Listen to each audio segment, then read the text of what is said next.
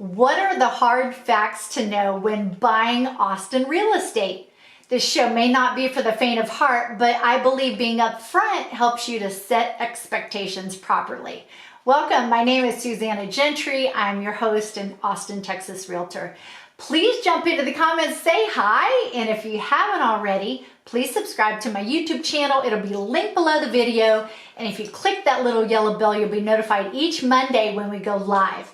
And be sure to stay to the end of the hard truths to hear the most important thing to know. And just to preface, I want to let you know this is not meant to be discouraging in any way. I mean, I absolutely love helping my buyers find their dream home and start putting down roots. And in fact, right now, as this minute, this season, it is absolutely the best time, financially speaking, that you'll ever have to buy in Austin.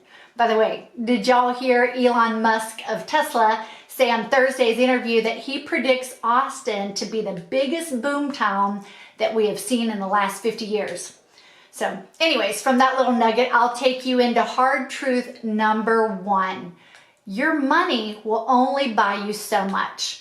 And if you're not quite fortunate enough to have just sold your home or maybe moved from the East or West Coast, you will likely need to make some adjustments in order to get the home you want. And you should expect to do some customizing or fixing up to actually get your dream home.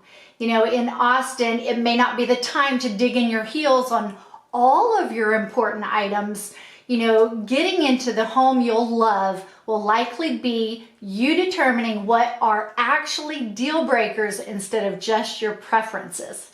For instance, me, unlike my preferences, I deal with the annoyance of a column between the garage bays, you know, which makes me back out very carefully every time I leave home. So, you know, you're just defining the difference between deal breakers and maybe even your strong preferences, and this helps you determine the right home for you and, of course, keep your stress down.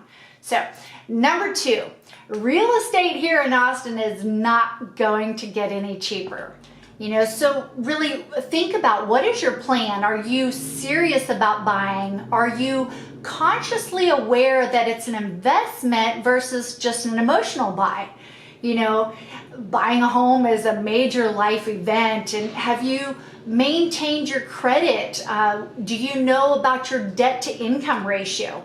Have you saved enough for the down payment and closing costs and home maintenance after you own your home? You know, have you planned for the actual move and what it entails, like maybe a short-term rental or housing if that seller requires a lease back after the purchase made? This is really common. So, number three, don't even look at homes until you're pre-approved. You need to know how much home that you can afford, and not just a casual conversation with a lender. You need to have submitted all of your income, the debt, your tax documents to have that pre-approval in hand. And you probably also won't want to look at the homes that are at the very top of your pre-approval amount. You know, this basically just can result in your disappointment, because by the time you negotiate an offer, this home could be higher than you can afford. And that is, you know, there's nothing worse than having candy dangled in front of you, right? Or in my case, ice cream. Only to, you know, realize it's out of reach. You don't want to tempt yourself with gorgeous homes and then have to adjust and look at lower price homes that may not have the features that you love or that you have grown accustomed to looking at. So number four, expect at least to have repair negotiations.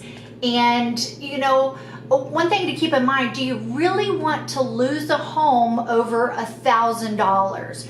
You know, so once you're under contract and, you know, you have it inspected, the inspector is going to turn over a lot of things. This is the spot where you decide whether it's willing to stall out here. You know, is it that important? You know, take a step back and reevaluate what the home has to offer, and could you find it easily somewhere else for $1,000 less?